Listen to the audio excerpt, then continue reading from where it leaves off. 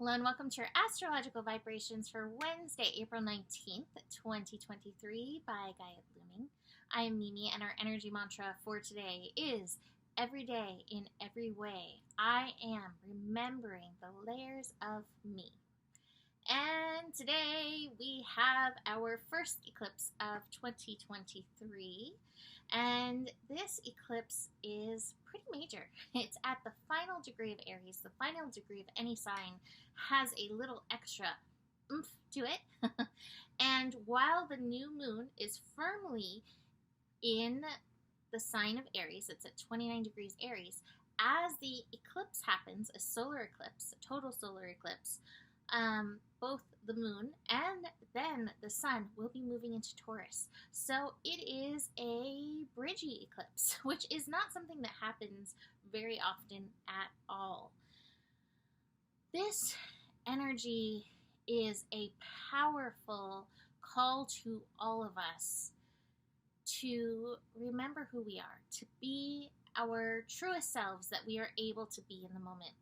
And as I was sitting looking at this astro, which I've been looking at for the last month as I've been doing these eclipse readings, and I was looking at it before the year began when I was doing the year ahead readings, so much has come through, but one simple thing each and every single one of us can do in these eclipse energies is around the time of the eclipse, which is, or new moon eclipse, 9:12 p.m. Pacific time, so that's 12:12 a.m. Eastern time.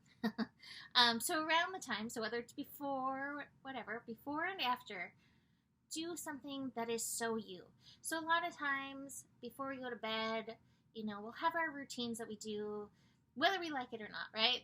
I have to brush my teeth, whether I like it or not. It's a good thing to do.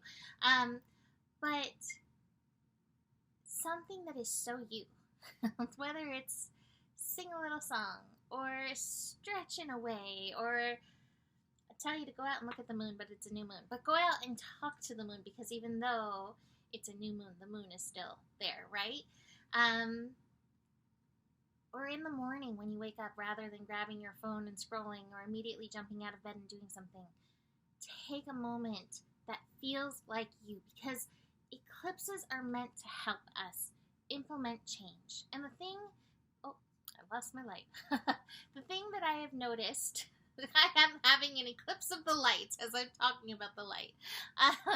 The thing I've noticed in this world is that many of us are doing what we don't want to do. And we kind of get sucked into the drudgery of patterns, of doing what we don't want to do, doing things that don't really align with ourselves.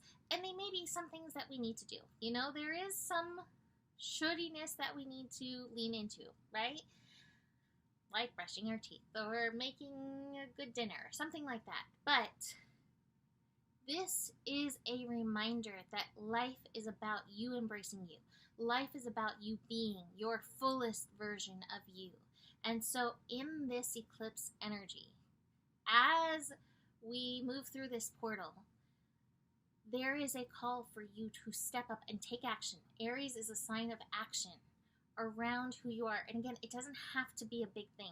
It can just be a little thing. And if you keep instilling that into your life, if you can make that a pattern and a habit, you will be implementing change. You will be implementing life force into you, rather than the drudgery of keeping up in actions and patterns of things you think you have to do, things that you think that you should do. So this is a call to action to align you with who you are in the smallest way, even if it's just singing yourself a little song in the morning, or looking at yourself in the mirror and saying something different to yourself in the mirror than you usually do. There's so many ways that you can implement this change. What do you need for you to embrace your I am self? So this eclipse, beyond the 29 degree having a lot of intensity, a lot of people ask why. 29th degree, it's a master degree, but it's basically like where all of the Aries energy is contained. Like all of the lessons of Aries is contained in that final degree. And so every degree, every degree as we go through, it like represents itself. But the 29 degrees, like, I represent Aries, and here I am. So the eclipse is like, come on, Aries energy. Let's break through these patterns. So besides that master degree, we have that power of breakthrough with the Aries energy. Now, in addition to that, we are going to have the moon and then the sun squaring Pluto exactly at 0 degrees. And Pluto adds another punch to this layer. Pluto is the Plutonic colonic. You may find colonics happening, the stuff rising up to the surface to come out, and it's good because it needs to if it's rising to the surface with this eclipse. But Pluto reminds us where we can empower ourselves.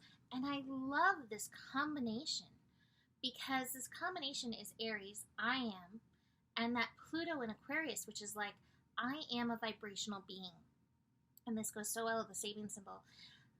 Pluto in Aquarius is reminding us that we can empower our vibration. So whether it's the vibration of who we actually are as an individual, or if it's empowering ourselves by being aware of the vibrational nature or the frequency of things that we are utilizing in our life, in our world. And that is such a potent thing to become attuned to. It's so interesting. Like, I love seeing this happening in the world. A young girl that I am friends with was like, I am just starting to recognize that everything has frequency, everything is music. 100%. 100%. We are a gigantic orchestra on this planet. And the more we align with our I am energy, the more we go from playing a squeaky violin to having a beautiful full sound that others can enjoy. Sometimes we got to be the squeaky violin, right? But I would rather be my full sound. So the Sabian symbol for 29 degrees Aries, speaking of sound, is the music of the spheres. And it just talks about the immense chord of the harmony of the universe. So the music of the spheres, the theory of this is, it's not actually a theory, is that everything that moves in the world makes a sound. And so basically all of the planets are making a sound. In fact, if you go like type on YouTube Jupiter sounds, you can hear the sounds that Jupiter makes. So the music of the spheres, to me, I always end up calling it the harmony of the spheres, is a reminder that everything is making music. We are here, one big symphony together, making music, working to be in harmony. If we can tune our squeaky violin, come into alignment with the squeaky violin, tune our piano, whatever instrument you are, work our voice box to that alignment, we can work in harmony. And to me, this is also a reminder that everything is unfolding as it's meant to, even if that's a hard thing to grasp, especially when things are very challenging, right? But there's a harmony. There's a harmony unfolding to this universe. I also love it. Just talks about the music of the spheres. It is the voice of the whole, of which one begins to realize that one is a tiny little part, yet a significant part, because every note of the universal chord has its place, and it's eradicable. I think that's what the word is, meaning.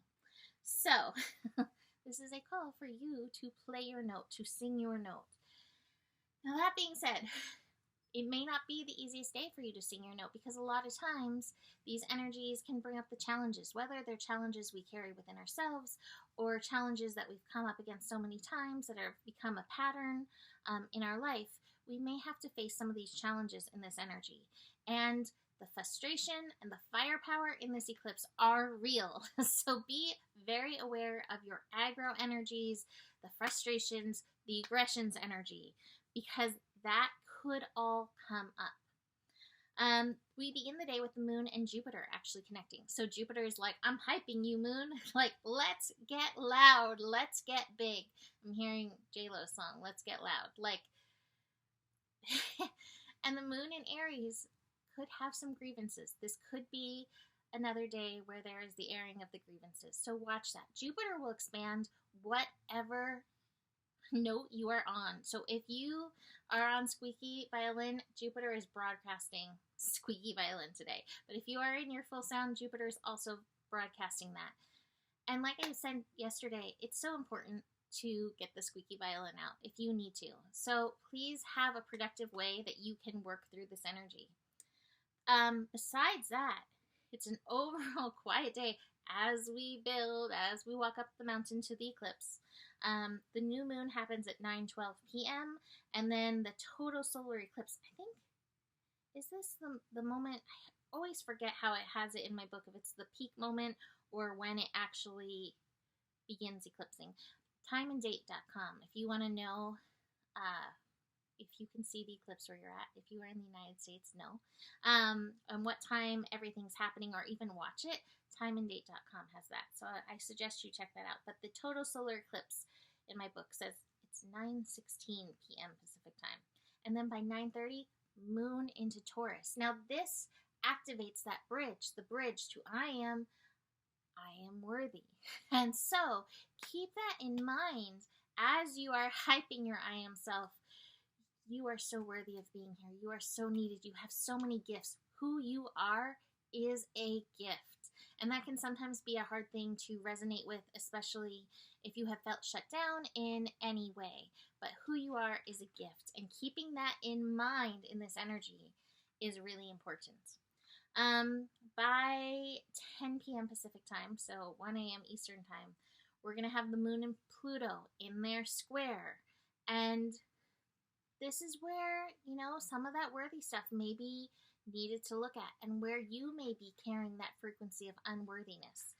Now, the sun is not going to move into Taurus until Thursday at 1:13 a.m. Pacific time. And Pluto will square the sun later in the day. So this eclipse is kind of getting expanded by that energy. So do keep that in mind. We also are building to Mercury retrograde on Friday. So there's that.